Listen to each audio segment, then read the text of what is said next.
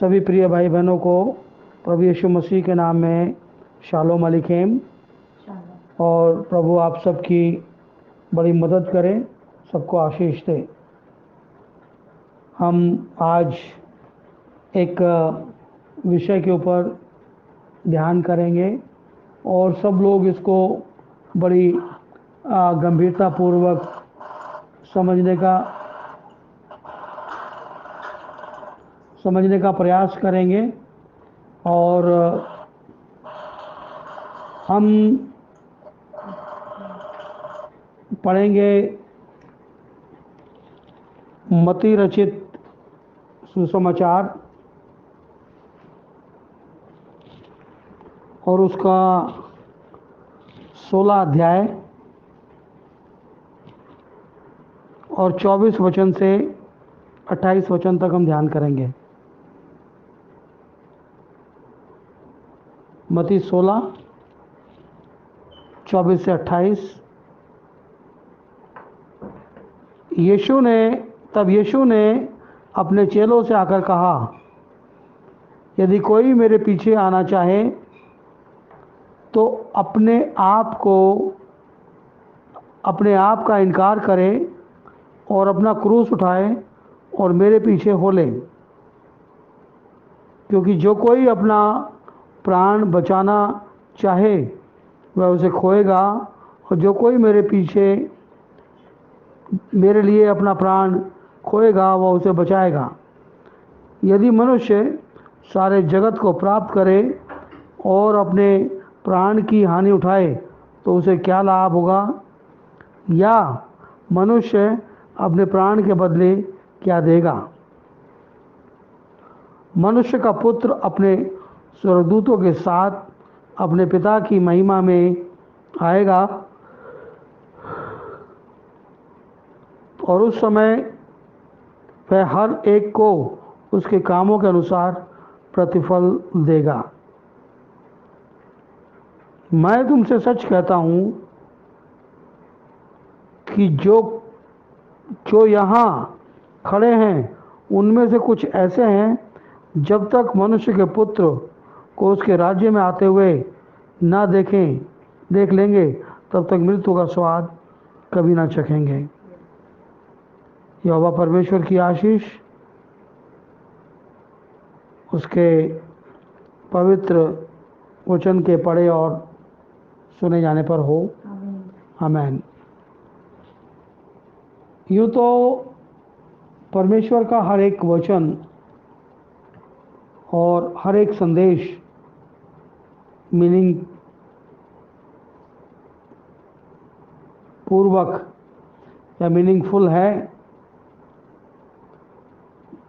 परंतु ये एक ऐसा संदेश है जो स्ट्रेट अवे हर एक मनुष्य से सीधा बात करता है, और सीधा बात करने के सबब से उसको एक चेतावनी भी देता है। और वो चेतावनी ये है कि जब इंसान बात करना सीख जाता है या बातें बनाना सीख जाता है, तब वो परमेश्वर के वचन के विषय में बहुत सारी इधर की या उधर की बातें करने लगता है, और उसकी ज़िंदगी में तर्क पैदा होने लगते हैं। क्योंकि मनुष्य को बनाने वाला जो परमेश्वर है, उसकी योजना पर मनुष्य सवाल खड़ा करने लगता है। इसलिए प्रभु यीशु मसीह जब इस पृथ्वी के ऊपर आए और उन्होंने परमेश्वर के कार्य को करना शुरू किया, तब लोगों ने बहुत सारे आश्चर्य कर्म देखे। वो आश्चर्य कर्म ऐसे थे जिनके अंदर की दुनियावी चीज़ों के अंदर भी बढ़ोतरी या खुशहाली के रूप में उनके सामने आई, और वो आश्चर्यकर्म कुछ दुनियावी थे, जिसमें रोगियों को चंगा करना, किसी भी प्रकार के बीमार को उठा के खड़ा कर देना, यहाँ तक कि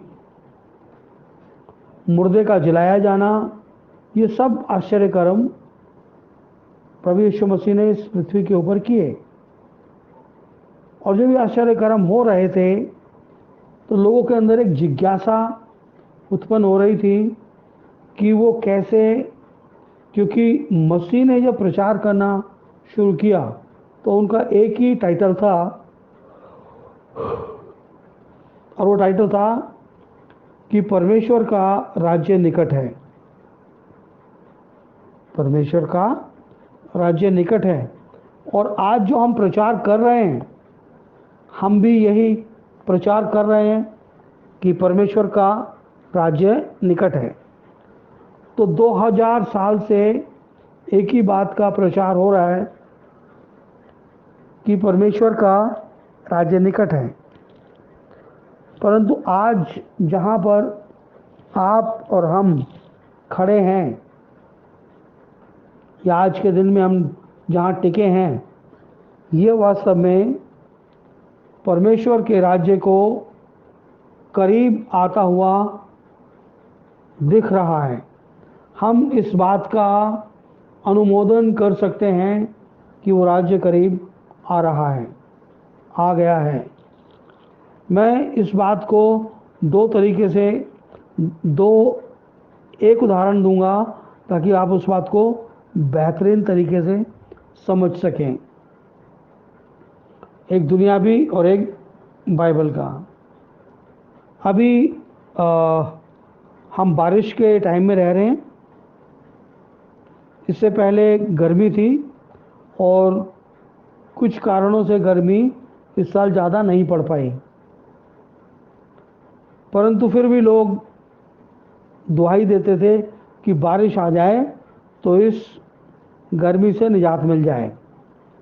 और जैसे ही बारिश आई तो लोग इस बारिश से कुछ परेशान होने लगे, परंतु उनकी आशा अब ये लगने लगी है कि जैसे ये बारिश उतरेगी ठंडी आ जाएगी। तो लोग अपनी कल्पना करने लगते हैं, अपने दिमाग को उस तरीके से चलाने लगते हैं कि भाई ये बारिश तो बहुत तंग करती है, सर्दी आ जाएगी, सर्दी आने वाली है। उस कल्पना को वो करने लगते हैं। प्रभु यीशु मसीह जब इस पृथ्वी के ऊपर आए नहीं थे, उससे 712 वर्ष पूर्व यशायाह नबी ने एक भविष्यवाणी करी थी, और वो भविष्यवाणी थी कि एक कुंवारी गर्भवती होगी, वो पुत्र को जनेगी और तू उसका नाम इमैनुअल रखना, जिसका मतलब है कि परमेश्वर हमारे साथ। और जब ये भविष्यवाणी हुई तो उसके बाद मुल्क इज़राइल के अंदर, विशेष करके यरूशलेम के अंदर जितने भी यहूदी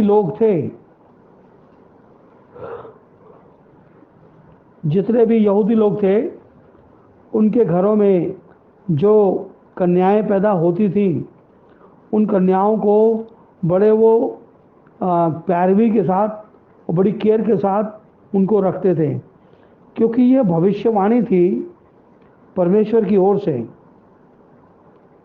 कि देखो एक कुंवारी गर्भवती होगी और वो पुत्र को जनेगी और उसका नाम इमैनुअल रखा जाएगा, जिसका मतलब है परमेश्वर हमारे साथ। तो ये उनके लिए बड़े गर्व की बात थी कि ना जाने परमेश्वर का वो मसीह किस घर के अंदर और किस कुंवारी के मार्फत हमारे बीच में आएगा। परंतु ये बात केवल एक बात रह गई, क्योंकि जब मसीह जन्मा तो लोग उसी की जान के दुश्मन हो गए, और वो बात अपनी जगह पे थी कि कुंवारी गर्भवती होगी। वो अभी भी पढ़ाया जाता था उनकी आराधनालय के अंदर कि कुंवारी गर्भवती होगी और वो पुत्र जनेगी, परंतु वो उस बात की गंभीरता को भूल गए कि वो कुंवारी तो गर्भवती हो चुकी है, वो तो पुत्र को जन्म दे चुकी है और वो पुत्र अपना प्राण बचाने के लिए इधर से उधर उसके घर वाले लेकर उसे घूम रहे हैं। तो ऐसा है, ऐसा हमारी जिंदगियों में भी होता है। परमेश्वर ने हमें बहुत सारी आशीषें दी हैं और उन आशीषों में कुछ परमेश्वर की प्रतिज्ञाएं भी हैं, और जब वो प्रतिज्ञाएं हमारी ज़िंदगी के लिए दी हैं तो बड़ा इम्पॉर्टेंट हो जाता है कि हम उसके लिए केयरफुली ध्यान दें।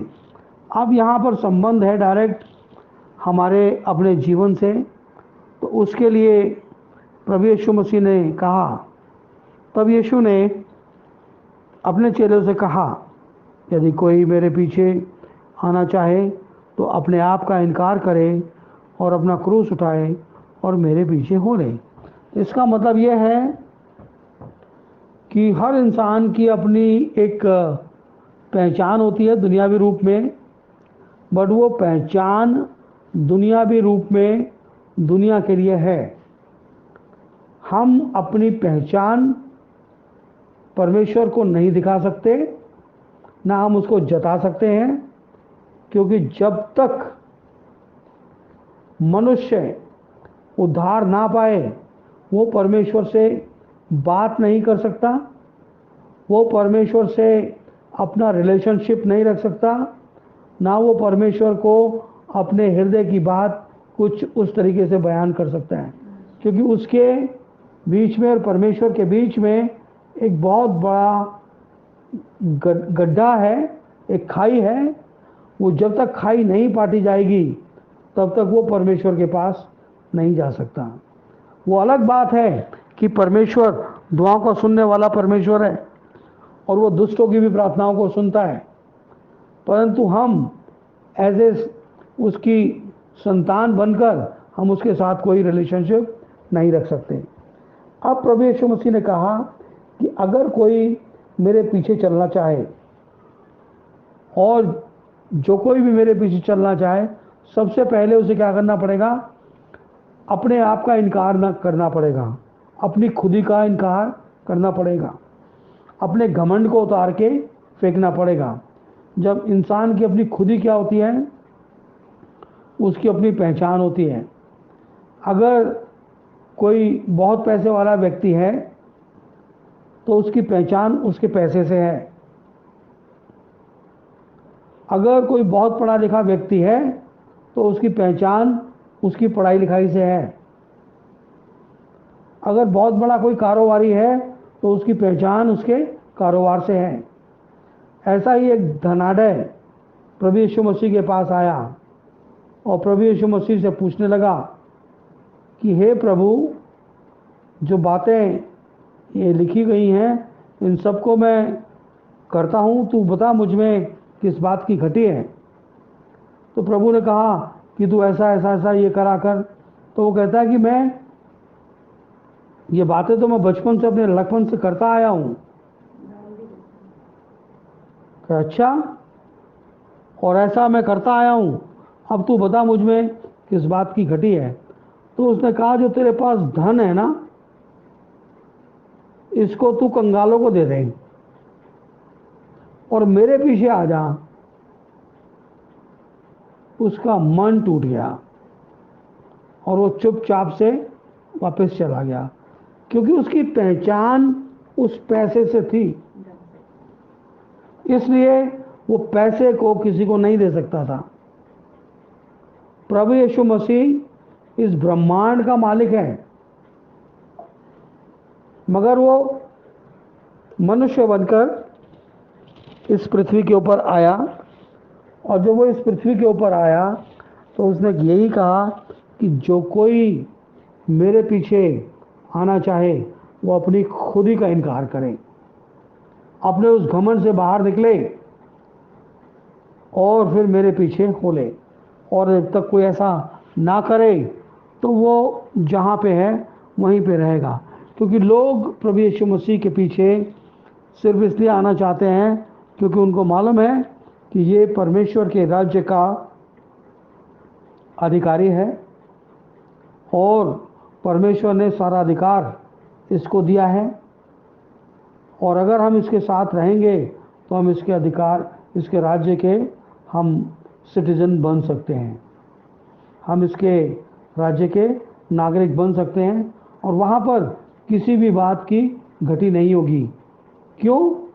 क्योंकि ये दुनिया की सोच बता रहा हूँ मैं आपको, क्योंकि ये तो 2 मछली 5 रोटियों से हजारों को खिला देता है, बीमारों को चंगा कर देता है, मुर्दे उठा के खड़े कर देता है, तो इसके साथ जाने में भलाई है। जब ये दिखता है, मनुष्य को दिख रहा है कि ये सब कुछ बिना पैसे लिए कर देता है, फिर भी उस धनी व्यक्ति को अपने धन से लगाव था, परमेश्वर से लगाव नहीं था। परमेश्वर से लगाव नहीं था। उनको अपने धन की अधिकारी पर घमंड था, परमेश्वर की नज़दीकी के ऊपर उनको घमंड नहीं था। आज के मनुष्य की दशा भी कुछ ऐसी ही है, और ये बात जो मैंने आपके सामने अभी पढ़ी है, ये मत्ती 10 बाब के 38 पद में भी लिखा हुआ है, लूका 14:27 में भी लिखा हुआ है। अब हम एक वचन आगे को चलेंगे, 25वें वचन पे हम जाएंगे। यहाँ लिखा है, जो कोई अपना प्राण बचाना चाहे वह उसे खोएगा, जो कोई मेरे लिए अपना प्राण खोएगा वो उसे पाएगा। अब यहाँ पर एक बड़ी दुविधा लोगों की ज़िंदगी में आ गई कि दुनिया तो अपने प्राण को बचाना चाहती है, और प्रभु यीशु मसीह कहता है कि जो कोई मेरे कारण अपने प्राण को खोएगा वो उसे बचाएगा, और जो वैसे ही अपना प्राण बचाना चाहेगा उसका प्राण खो जाएगा। यहाँ 10 अध्याय के 38 और 39 पद को मैं पढ़ता हूँ। यहाँ लिखा है, जो कोई अपना क्रूस लेकर मेरे पीछे ना चले वो मेरे योग्य नहीं है। जो कोई अपनी खुदी का इनकार ना करे और प्रभु के पीछे नहीं चले, वो कितना ही बुद्धिमान हो, कितना ही इंटेलिजेंट हो, कितना ही पैसे वाला हो, और कितनी भी खूबियाँ उसके अंदर हो, परंतु वो प्रभु यीशु मसीह के योग्य नहीं है, उसके राज्य के योग्य नहीं है। अगर हमें परमेश्वर के राज्य के योग्य अपने आप को बनाना है तो हमें उसके पीछे चलना चाहिए, अपने आप का इनकार करना चाहिए, जो कुछ भी है उसके लिए हमें उसे धन्यवाद के साथ स्वीकारना चाहिए। 39वें पद में लिखा है, जो कोई अपना प्राण बचाता है वह उसे खोएगा, जो मेरे कारण अपना प्राण खोता है वह उसे पाएगा। अब दुनिया परमेश्वर के पास या परमेश्वर के भवन में या परमेश्वर के वचन में क्या देखने के लिए आती है? वो एक तरफा चीज़ों को खोजते हैं। आपको मैं एक बात बड़े ज़ोर से कह के बताना चाहता हूँ, बड़े ज़ोर से कह के बताना चाहता हूँ।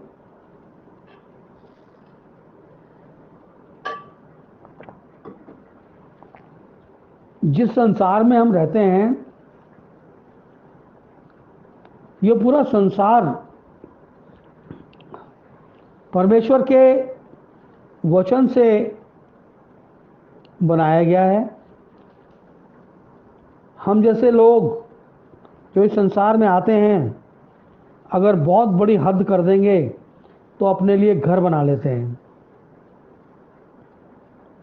या कोई और हद करे तो 2 घर बना लेता है। मगर परमेश्वर ने इस संसार को बनाया है। इस संसार को कोई भी व्यक्ति अपनी अकल से, अपनी बुद्धि से ना तो नाप सकता है, ना उसकी तुलना कर सकता है, ना ये समझ सकता है कि इस पृथ्वी के ऊपर कितना धन दौलत खनिज पदार्थ पर्याप्त है। परंतु परमेश्वर ये कहता है कि ये सब फानी हैं, ये सब एक दिन नाश होने वाले हैं। मनुष्य उस चीज के ऊपर ध्यान नहीं लगाता। यहां आपको तुलना एक बात से करनी है कि आपको दुष्ट के साथ रहना है, आपको दुष्ट के साथ मरना है या परमेश्वर के साथ रहना है। आपको इन दोनों चीजों में से एक चीज अपनानी पड़ेगी।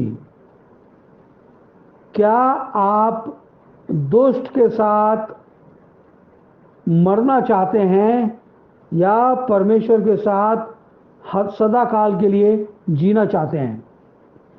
और वो जीवन ऐसा है कि अगर किसी को संसारिक मृत्यु आ भी जाए वो तो भी जिएगा और परमेश्वर के राज्य में सदा काल तक बना रहेगा।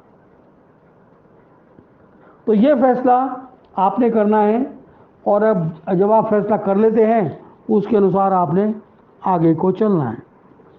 दो कुकर्मी थे जो प्रभु यीशु मसीह के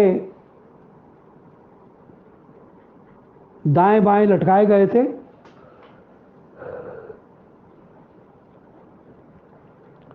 एक कुकर्मी उससे कहता है कि अगर तू परमेश्वर का पुत्र है, जो तू कहता आया इतने दिनों से, भाई हमें भी बचा ले, अपने आप को भी बचा ले।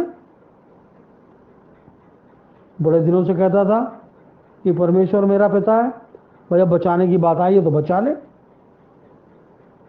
दूसरा जो दूसरी तरफ टंगा हुआ था उसने उसे डांटा कि खबरदार, हम तो अपने किए की सजा पा रहे हैं पर इसने ऐसा क्या किया है। तब वो उससे विनती करता है, हे प्रभु, जब तू अपने राज्य में आए तो मुझे याद करना।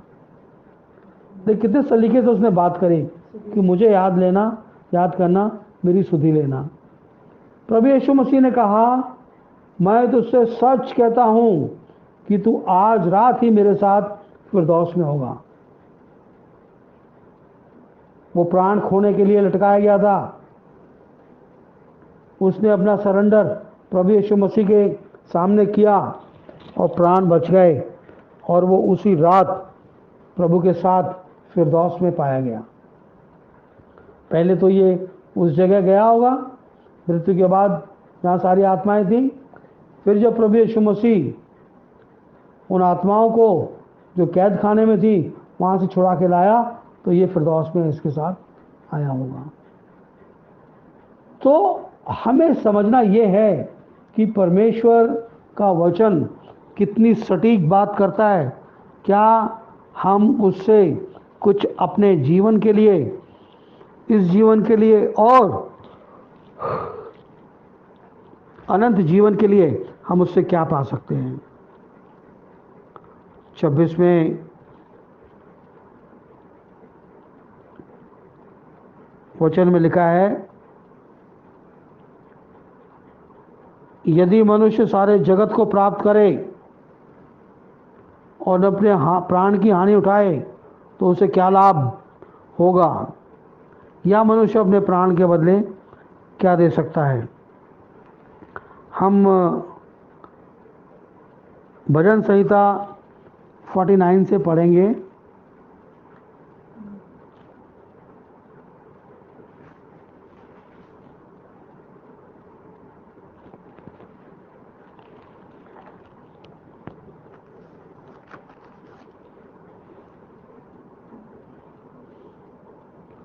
उनमें से कोई अपने भाई को किसी भांति नहीं छुड़ा सकता और ना परमेश्वर को उसके बदले प्रायश्चित में कुछ दे सकता है, क्योंकि उसके प्राण की छुड़ौती भारी है, वह अंत तक कभी नहीं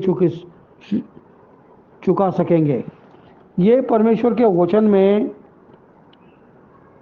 भजन संहिता 49 और 7 और 8वें वचन में लिखा है कि उनमें से कोई भी अपने भाई को किसी भांति छुड़ा नहीं सकता और ना परमेश्वर उसके बदले प्रायश्चित में कुछ उसे दे सकता है, ना परमेश्वर को उसके बदले प्रायश्चित में कुछ दे सकता है, क्योंकि उसके प्राण की छुड़ौती भारी है और अंत तक वे कभी ना चुकेंगे।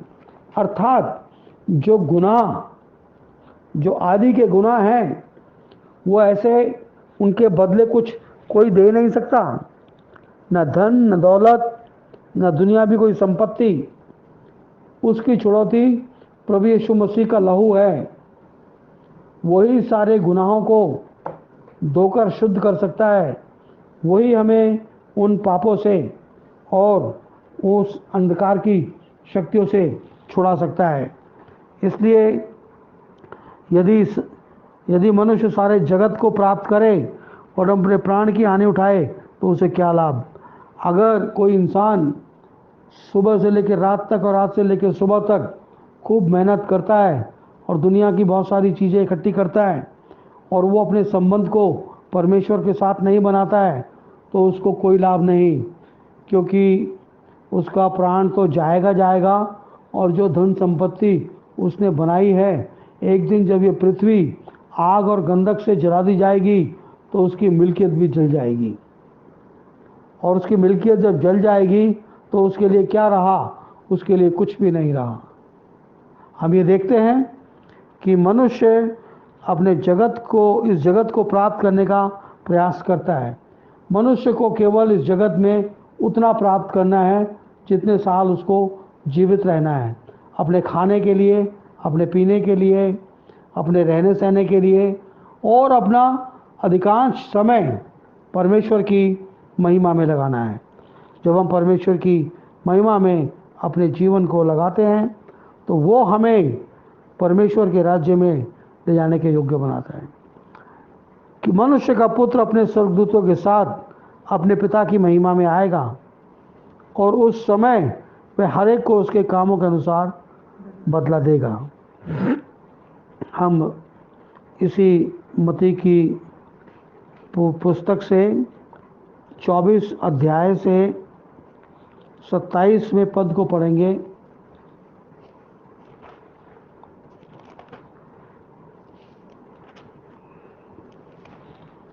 और यहाँ पे लिखा हुआ है,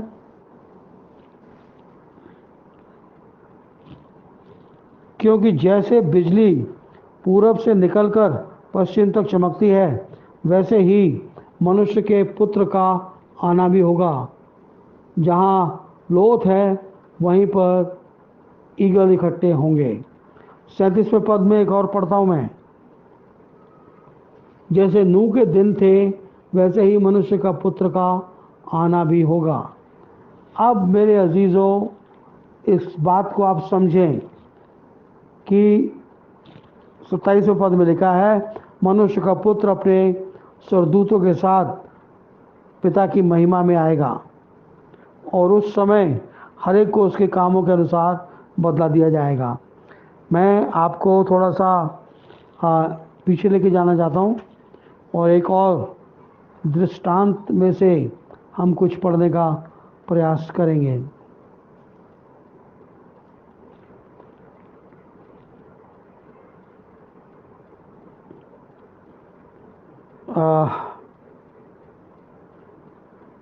मैं एक दृष्टांत मैंने पहले आपसे शेयर किया है, उसके एक हिस्से को मैं पढ़ देना चाहता हूँ। यहाँ लिखा है, कटनी तक दोनों को बढ़ने दो और कटनी के समय मैं काटने वालों से कहूँगा कि वे पहले जंगली दाने के पौधे बटोर कर जलाने के लिए एक गट्ठे बांध लो और गेहूं को मेरे खत्ते में इकट्ठा करो। देखा आपने? यानी कि जो कटनी का समय होगा, जब प्रभु यीशु मसीह अपनी महिमा में आएगा, तो ये सारे कार्य किए जाएंगे। जैसे नूह के दिनों में हुआ। नूह के दिनों में क्या हुआ? नूह अपनी कश्ती बना रहा था, लोग उपहास उड़ा रहे थे, ठीक है। परंतु जब कश्ती बनकर तैयार हो गई और लोग उसके अंदर चले गए, तब भी लोगों को कुछ एहसास ना हुआ। पानी बरसता रहा, बरसता रहा, बरसता रहा, और जब लोगों को लगा कि हाँ ये प्रलय हो सकती है, तब लोग भागे और नूह से कहने लगे कि तू हमारे लिए दरवाजे को खोल दे, तू हमारे लिए दरवाजे को खोल दे। इट वॉज टू लेट, बहुत देर हो चुकी थी। पिछले हफ्ते हमने 5 कुंवारी 10 कुंवारियों के बारे में सुना, 5 मूर्ख और 5 समझदार। 5 कुंवारियों के पास तेल नहीं था पर्याप्त, परंतु जब वो लेके लौटी तब तक दूल्हा उन 5 बुद्धिमान कुंवारियों के साथ प्रवेश कर चुका था, and that was too late. आज भी ऐसा हो सकता है कि हम फैसला लेने से पहले मर जाएं और हमारा फैसला ना हो पाए, तो हमारा फैसला उसी आधार पे होगा जो हमने जीवन में कमाया है। अपने जीवन काल में हमें पश्चाताप करना है, प्रभु यीशु मसीह के नाम में बपतिस्मा लेना है। ये मनुष्य के लिए बहुत इम्पॉर्टेंट है। संस्था हमें क्या बताती है? संस्था हमें बचा नहीं सकती। अभी हमने भजन संहिता में पढ़ा, कोई अपने भाई की छुड़ौती नहीं दे सकता, क्योंकि उसकी छुड़ौती बहुत भारी है। उसकी छुड़ौती के लिए यीशु मसीह का लहू लगता है। उसकी छुड़ौती के लिए यीशु मसीह का लहू लगता है। मैं तुमसे सच कहता हूँ कि जो यहाँ खड़े हैं उनमें से कुछ ऐसे भी हैं, जब तक मनुष्य के पुत्र को उसके राज्य में आता हुआ ना देखें, तब तक वो मृत्यु का स्वाद ना चखेंगे। जितने लोग अनंत जीवन के लिए ठहराए गए हैं वो अनंत में प्रवेश करेंगे, क्योंकि जितने लोग मसीह में मरते हैं, ये ध्यान से सुनिएगा बात, जितने लोग मसीह में मरते हैं वो दुनिया के लिए मरते हैं, परंतु वचन के अनुसार वो सो जाते हैं। और वो सो जाते हैं उस समय तक के लिए जब तक हमारा प्रभु यीशु मसीह उनको लेने के लिए ना आए। और जब प्रभु यीशु मसीह आता है तो जो मसीह में दुनिया के लिए पहले मरे हैं वो पहले जी उठेंगे, वो पहले जी उठेंगे। प्रभु यीशु मसीह ने कहा कि यहाँ कितने ऐसे हैं कि जब तक वो मनुष्य के पुत्र को उसके राज्य में नाता हुआ दान देख लें, वो मृत्यु को कभी ना देखेंगे। तो हमें अपने हमें यहाँ लिखा है, जो कोई अपना प्राण बचाना चाहे वो उसे खोएगा, और कोई सुसमाचार के लिए अपना प्राण खोएगा वो उसे बचाएगा। अगर कोई सुसमाचार सुनाता हुआ बलिदान हो जाए, कोई उसकी हत्या भी कर दे, तो वो हत्या व्यर्थ नहीं जाएगी, वो परमेश्वर का शहीद कहलाएगा, वो परमेश्वर का मार्टर कहलाएगा। और मार्टर जो है वो चर्च का सीड है। The martyr of Christ is the seed of the church. हमें इस बात के लिए परमेश्वर ने आज आह्वान किया है कि जो कोई भी मसीह के पीछे होना चाहते हैं, अपनी खुदी का इनकार करके और अपने आप को न्यूट्रल अवस्था में परमेश्वर के साथ संबंध में खड़ा करें, तब परमेश्वर का अनुग्रह हमारी ज़िंदगियों में वो कार्य करेगा जिसके लिए परमेश्वर ने हम सबको मसीह में बुलाया है। और मसीह में केवल इसलिए बुलाया है कि हम सब अनंत जीवन के भागी हो सकें। मैं अपनी बात यहीं पर रोकना चाहूँगा आज के लिए। प्रभु यीशु मसीह का अनुग्रह आप सब लोगों की ज़िंदगियों में ऐसे ही कार्य करता रहे। आमीन।